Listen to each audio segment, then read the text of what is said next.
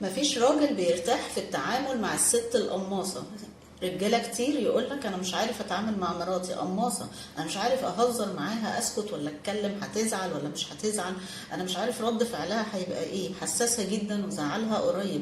الراجل بيحس بعبء في التعامل مع الست دي، مش مرتاح في التعامل معاها، مش واخد راحته، حاسس انه ماشي على قشر بيض. تاني شخصيه متعبه للرجاله ومش بيرتاحوا معاهم الست الاعتمادية على جوزها بشكل اوفر. ما بعرفش اعمل اي حاجة من غيرك، انا مش عارفة افتح برطمان الصلصة ومستنياك ترجع من الشغل. طبعا انا دايما بقول حسسي جوزك ان انت محتاجه له، بس مش قوي كده، يعني اللي هو انا الحياه واقفه من غيرك ما ينفعش.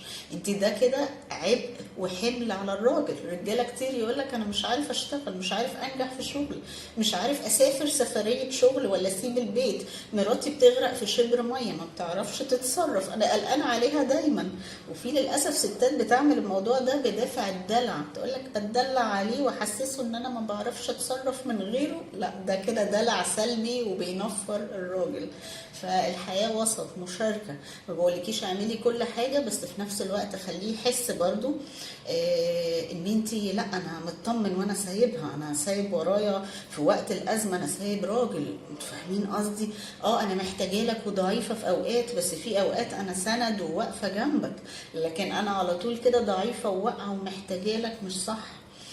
طبعا الست يا جماعه اللي بتتكلم كتير وكلامها كله مقارنات، بتحسس الراجل بالعجز او بالنقص. يعني مثلا صاحبتي جابت مش عارف ايه وانا جوزها جاب لها مش عارف ايه وانت ما جبتليش.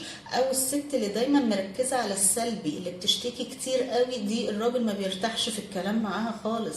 اللي هو عندها قدره فائقه على وصف المرض والتعب، انا عندي وجع في راسي نازل مش عارف على ايه والحقني ومش عارف ايه. طبيعي ان انت تشتكي وجوزك لازم يساندك، ما حدش قال حاجه، بس انا بتكلم على الستات اللي بتعمل كده عشان بتدور على الاهتمام. انت مش حنين ومش مهتم بيا، لا انا بقى افضل كل شويه اقول لك الحقني انا تعبانه، ده برضو بينفر الراجل ومش حاجه حلوه.